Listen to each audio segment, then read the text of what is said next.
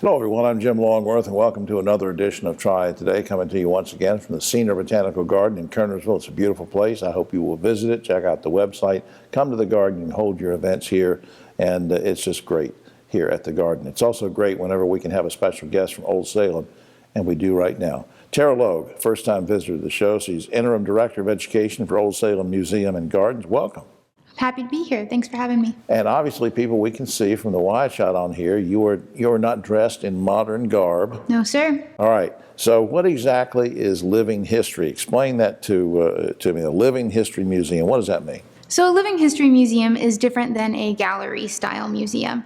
Where with a gallery-style museum, you'll often find objects on display, artifacts, paintings, artwork, things like that. With living history, we are actually doing the historical activities that people would have been doing during the time period that we interpret. One of the things I like to say is that our job is not just to preserve artifacts, but also to preserve skills and stories. And so that's a lot of what we do. Give me a quick example. I know it would take a long time to go through this because we want people to go to Old Salem, but give me a quick example. What do you mean when you're interpreting something rather than just people looking at a display? So a lot of displays and historical objects are embedded in this idea that we call material culture, which means that every item that we talk about has a story attached to it. And that story is often attached to people or time periods, historical themes. And you can talk about almost any subject through those items and through those stories. And so when we work with the objects that we have in our collection, we use them as portals into talking about different topics. I really understand what the people were going through that used, whether it was used utensils or did various things in Old Salem. Now I love history. I love this kind of stuff. Grew up in this area and always went to Old Salem, loved it. However, is what you're describing, is it just for history nerds like me? That's a good question. So Old Salem has all kinds of different stories and ideas woven into it, and it is an excellent place for history nerds. But it's also a great place for people who love crafts, who love making and doing, who are interested in things like homesteading or agriculture, botany. We have all of these different topics that get woven into everything we do, as well as the stories of real historical individuals. So if you just like stories, Old Salem is a good place for you. You know, Tara, in your title, I know what I wanted to ask you before I forget. In your title, I says, okay, Old Salem Museum and Gardens, okay? Now here we are in a beautiful botanical garden. What do you mean Old Salem Gardens? Yeah. So Old Salem is actually an entire historical district that is complete with multiple historical buildings and the gardens and grounds that surround them. And a lot of our gardens are operated by our excellent horticulture staff who kind of spearhead our Seeds with Stories initiative. And what that means is that they are actively working to preserve heritage plant species that were growing during the 1700s in Winston-Salem, as well as growing food to help with hope for Winston-Salem. Do you do things for kids and school groups? We sure do. We have school groups making up the majority of our visitors, mostly 3rd and 4th grade. And we do a lot of field trips on site. During the fall, we actually do what we call STEAM-driven days. Our STEAM-driven days are where we work topics like science, math, and the arts into our general programming. So while you're coming to see someone working on a historical potter's wheel, you could also learn about simple machines. Well, a lot of times in winter, things sort of come to a halt, but not at your place, right? What goes on in winter? Yeah, so that's a great question. At Old Salem, winter is actually one of our favorite seasons. The Christmas season is definitely our busiest season, and it's very festive. Everyone loves seeing the historical district in wintertime, all decorated for the holidays. This year, we have an event called Salem Night, which is going to be on December 17th, and it is an evening event, so it's going to be candlelights and lanterns, music, and all sorts of holiday festivity. I can't wait. That's really cool. Up on screen, oldsalem.org is a website you can go to find out all sorts of information. And a quick shout out to Rich and Marquita and all the staff at Visit Winston-Salem to handle all the tourism activities and suggested this topic for us today. Their website is visitwinstonsalem.com. Tara, will you come back sometime? I'd be happy to. Thanks for having me. You're going to bring me some bread and sugar cake next time. I'll get you next time. All right. We'll be right back after this. Back now on Triad Today. Always glad we can spend a few minutes talking about education and helping kids, and we can do both at one time with these two great guests. On my right, our good friend who's been on the show many times before, Wendy Poteet, President and CEO, last time she was here, of Say Yes Guilford, but now President and CEO of Shift Ed. And she brought along a special guest, Giselle Manzi, is Director of SEO Recruitment. We're going to find out what that's all about in just a second. Welcome, ladies. Good to see you. Thanks for having us. Wendy, let me start with you. As I said the last time you were here, and it's been a while, and we've missed you, you've been so busy working on the transition and everything. Let's talk about that transition. You go from one name to another. Now it's Shift Ed. Why the name change, and has the mission changed? We had the opportunity to take a look about a year and a half ago to say, okay, we've built out new programming, we've built out a different model, we're steeped in equity, didn't really match with what we were before. The national organization actually sunset back in July of 2021, and it gave us the opportunity to say, okay, what can we do different? How can we rebrand ourselves? So the mission statement is now boldly accelerating student potential, and you'll hear more about that when Giselle talks about some of the programming, but we are super excited about that. That's great. And Giselle, let's talk about this, because in your title, it says Director of SEO Recruitment. What is that Scholars Program all about? Yeah, so the SEO Scholars Program is an 8-year program where we invite 9th grade students to apply, and we go through an interview process. But in this program,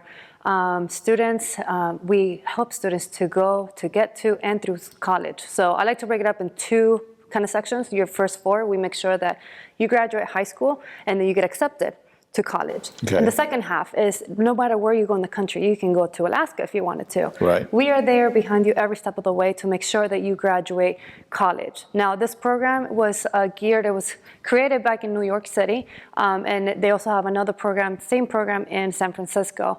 And we are the 3rd location. So we're the pilot program here in Guilford County. It's a little bit different over there. They're doing it in person. Ours is a mixture of hybrid, so online and in-person programming. But what I love about this program is that we really, really mentor the kids to make sure that they have all the pieces, and we're talking about first-generation minority, low-income students. Sure, but now let me put you on the spot. Give me an example of how you can help to make sure that they're going to make this transition, that they do graduate, that they do get accepted. How do you keep in touch? Because if you're helping them and mentoring them and doing all this, give me an example of how you help. So we meet weekly, and this program adds 3.5 years of academic work on top of their schooling. So we're with them every single week. We meet every Saturday. We're also hiring teachers for the program, and so they get an extra resources in language arts, in math, and advisory. So we're not only talking about the academics, but we're also making sure that as a whole student, that we are coming in and we're talking about what it's like to put priorities, goals, that we're talking about, how do we put our academics and what are your dreams, goals, and aspirations, right? Sure. We're doing the SAT prep, we're doing the advising, we're making sure that when you do your college applications, that not only does it look right, but that you sound right, when you go to those interviews. Oh, man, I think that's just great. I think, wow, what a great thing, Wendy. I know you're just proud of putting this program on. You've been busy, as we referenced earlier. What are some of the highlights of the past year? We've had a very busy last year to 18 months. So in the last year, we've completed our 5-year strategic plan for Shift Ed, which grew out of the strategic plan. The new mission, new vision, new values. We've taken the programs and we've kind of expanded those things across the county. We have investors that are coming to the table. We are so excited about bringing on the SEO programming, all of the different things. We have a cadre of about 14 programs now that span from the kindergarten classroom all the way through college. And you have a big event coming up in November. Yes, we do. What so is that? November the 2nd, we have our Accelerating Impact Luncheon.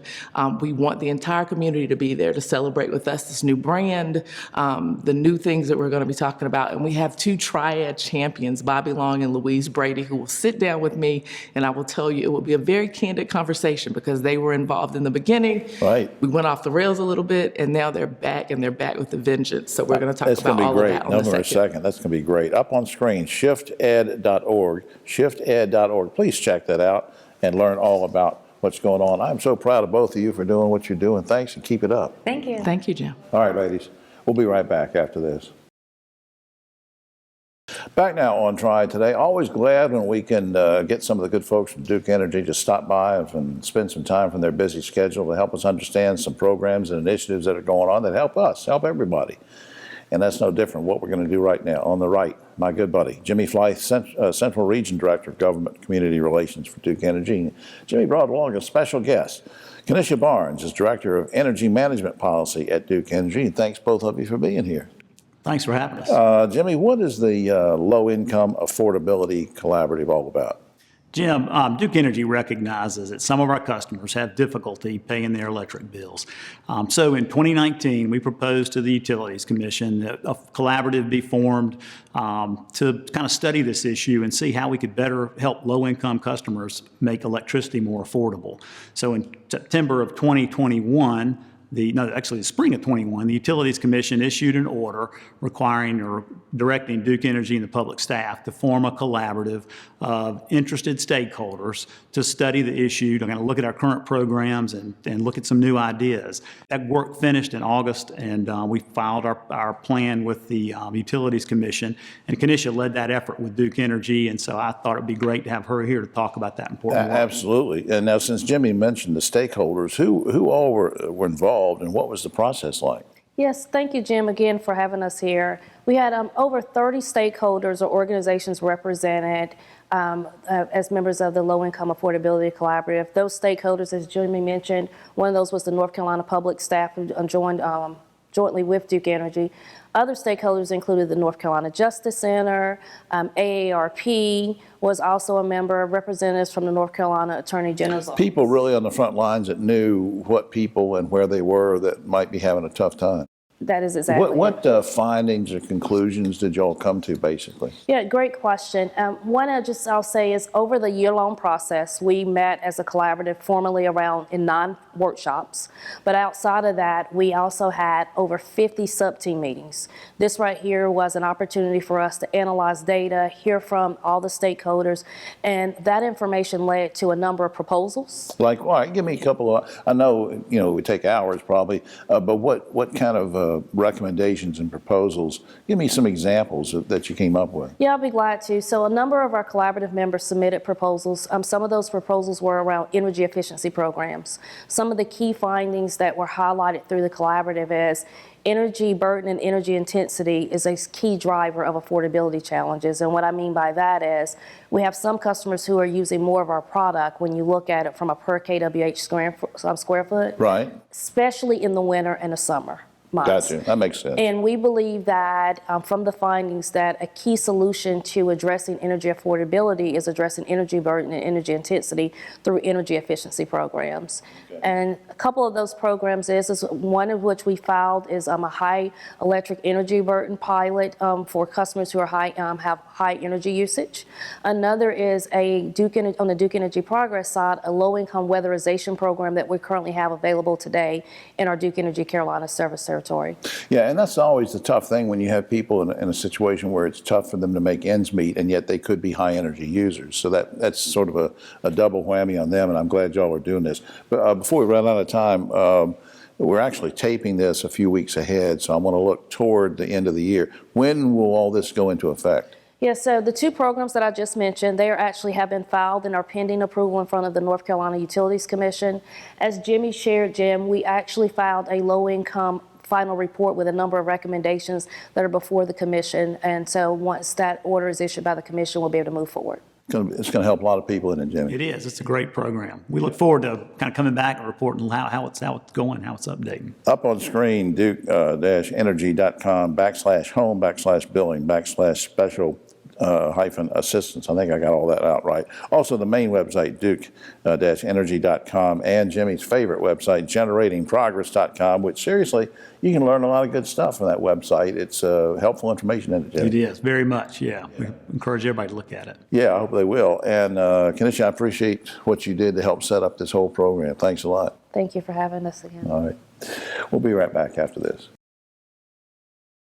Back now on Triad Today, an appropriate time to talk about breast cancer as we are into October as Breast Cancer Awareness Month. And we do this and have this conversation with somebody that knows all about this topic. And we welcome you as a first-time visitor to the show, Terry Laughlin, Radiology Manager for Novant Health Thomasville Medical Center. Thanks for coming up. Thank you. Now, as I mentioned, October is Breast Cancer Awareness Month. Tell us, how common is breast cancer?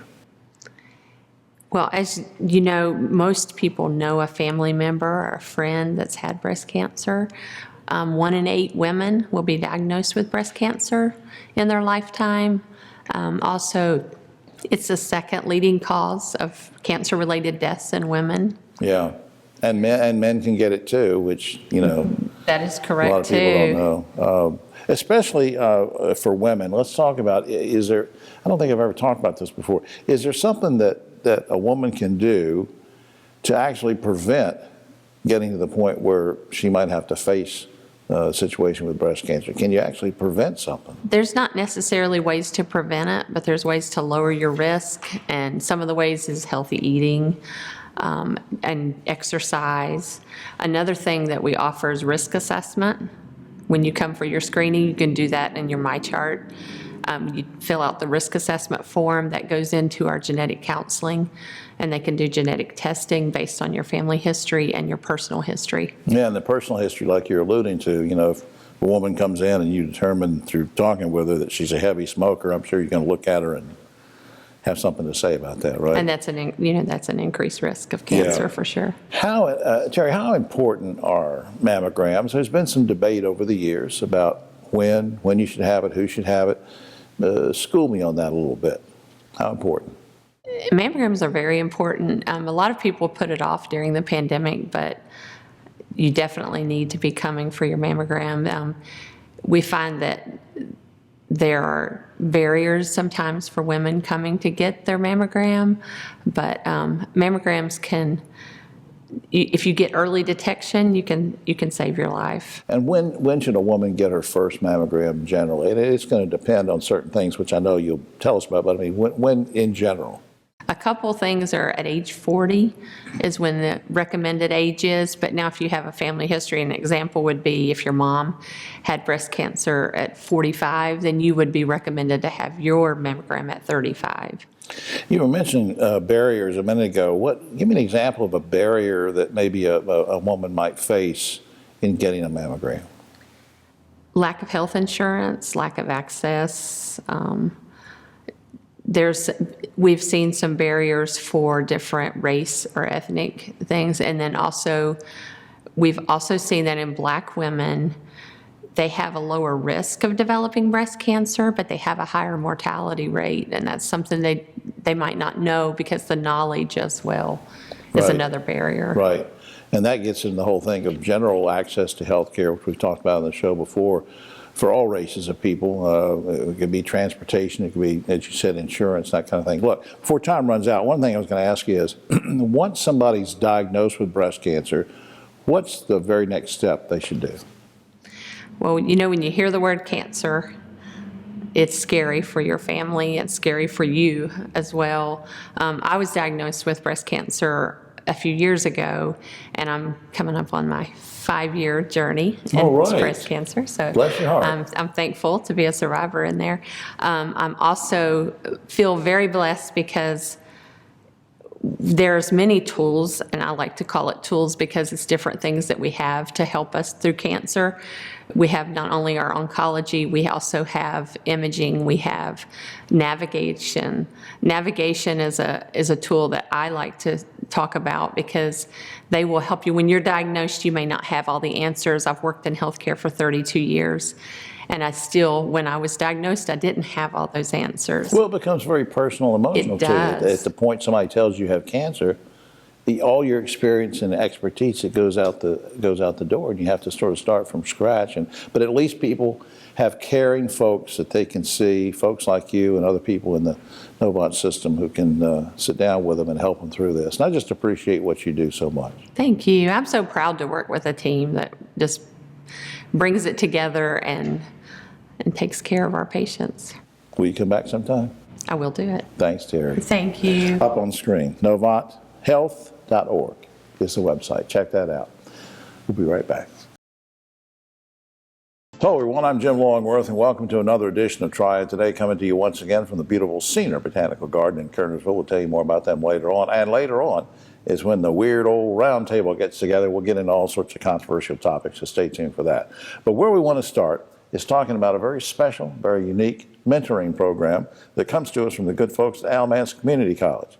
With me is my old friend, who's been on the show many years before, Dr. Thomas Barksdale. He is a success coach at Alamance Community College. Welcome back, young man. Thank you, Jim. Good to see you again. Good to see you. Now, I keep hearing about this male, I'm going to get it right, male minority mentoring program. Okay, what is that and what are the objectives? Well, Jim, good to see you again. So the Male Mentoring Program at Alamance Community College is a program where we have wraparound services. We believe in helping young men, minorities who identify as minorities with retention, graduation, feeling of connection. We know what has happened in the pandemic. So certainly this global pandemic has had students in isolation. Remote learning has been a challenge. And so at Alamance, we believe in connection and helping our minority males successfully graduate. Yeah, and I don't mean this to be any kind of a weird, it's going to sound weird, but everybody has different problems, as you said. Do black guys respond to black mentors better and white guys respond to white mentors better in certain situations? Is that sort of a thought behind some of this? Jim, that's a good question. Here's what we know. Young people of all backgrounds, all races and backgrounds respond to connection. And so young people, Jim, from elementary through college know when young people, when adults care about them. Right. So it doesn't matter really the race, it matters your heart. Yeah. And so at Alamance, we have phenomenal faculty and staff that surround all our young people. I just happen to be working with minority males. So really, Jim, people know when you care about them. And Absolutely. certainly college students do as well. Yeah. Now, in general, why is mentoring so important? Well, my second book was on mentoring, Jim. That's right. And I thought about Homer and the Odyssey in Greek mythology, where this Trojan war hero went off to war, Jim, and he entrusted his son to a young man named Mentor. Right? And so that's where we first hear this word mentoring. So really all it is trusted care. And certainly on the college level, our young men need trusted care. At ACC, we believe all our young people are important, but minority males do come with different circumstances that you alluded to. Right. And now let me backtrack a little bit, not to make this negative, but you and I were exchanging some emails on this. You go back and think about the George Floyd incident. You think about some of the other things that have happened.